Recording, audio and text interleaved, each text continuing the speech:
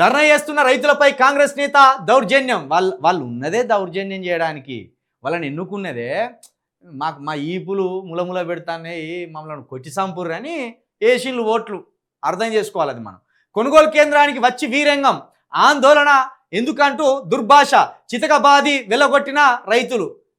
మామూలుగా కొట్టద్దు, రేవంత్ రెడ్డి దగ్గరికి పోయి చూపించుకోవాలి. అయ్యా మీరు పోయి కొట్టుమన్నందుకు వాళ్ళు ఎట్లా కొట్టి చంపుకుని చూడుర్రి అన్నట్టు చూపించుకోవాలి. నీకేం అవసరం రా? సామాన్య ప్రజలకు బాధలు కలిగితే వాళ్ళు రోడ్డు ఎక్కుతారు, రోడ్డు ఎక్కి నిరసనలు చేస్తారు, ధర్నాలు చేస్తారు. అవసరమైతే నీ సెక్రటరియట్కి వచ్చి నీ పెద్ద మనిషి ఎవరు ఉన్నారు ఆయన గల్లబట్టి బయటకు గుంజుకొస్తారు. మీకేం అవసరం రా? ఓట్లు వేసిన వాళ్ళు మీలాగానే వాళ్ళు కూడా ఓట్లు వేసిండు. ఇంత బల్పులు ఎందుకు మీకు?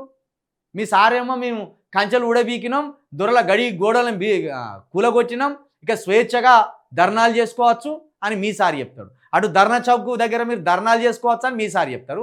ఆఖరికి కొనుగోలు కేంద్రాల దగ్గర మాకు అనుకున్న రేటు రాలేదనో, సకాలంలో ధాన్యాన్ని కొనలేదనో, లేకపోతే బస్తాలు లేవనో, కాంటాలు లేవనో, ఒకవేళ ధర్నాలు ఎత్తే నిరసనలు ఎత్తే పోటు మునగాన్ల లెక్క మీరు రౌడీల లెక్క వాళ్ళ దగ్గరికి పోతారా?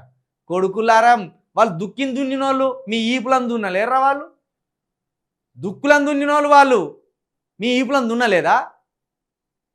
300-400 కిలోల ఉన్న ఎద్దులను మలిపిన వాళ్ళు మీ మదాన్ని మనచలేరా? వాళ్ళు మలుస్తారు.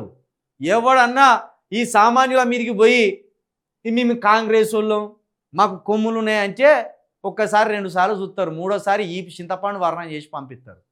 జాగ్రత్తగా ఉండరు. ఇంకా నయం ప్రాణాలతోటి బతికి బయటపడ్డావు.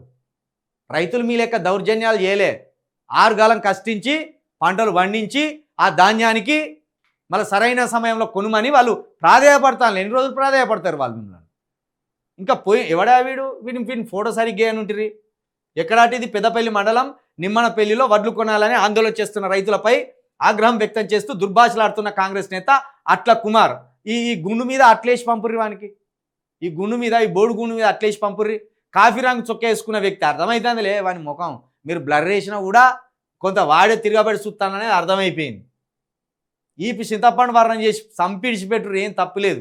వాళ్ళ సారి అన్నాడు కదా, వాళ్ళ సారు ఒక్కొక్కని లాగులలో తొండలు జొరిస్తామని. గిదే తొండలు జొరియడం అంటే గిదే. మనం జొరిస్తే ఆ తొండలు తీసుకపోయి ప్రభుత్వాన్ని చూపించుకోవాలి వాడు.